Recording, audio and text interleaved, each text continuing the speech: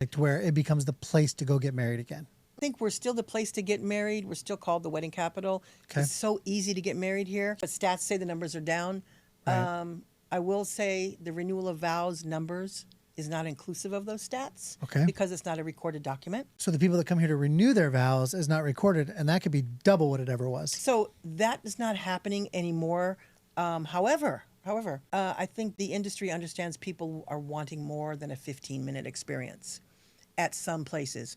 So you would argue, and I would probably back you, either renewing your vows or getting married in Vegas is still extremely easy to travel to, cost effective to stay in a hotel room.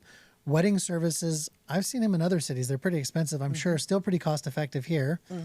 Everything's available, and all your friends can fly in too. So I would think that it would still be the place to get married.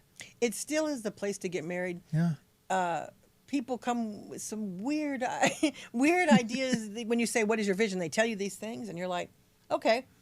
But it may sound weird, but there's always a reason why. Yeah. And you always want to know. I always ask, can I ask why you chose Batman costume for, you Right. want to know. But there's always, as a matter of fact, today we had a wedding at noon at Denny's on Fremont. People love going to Denny's because maybe that was their first date.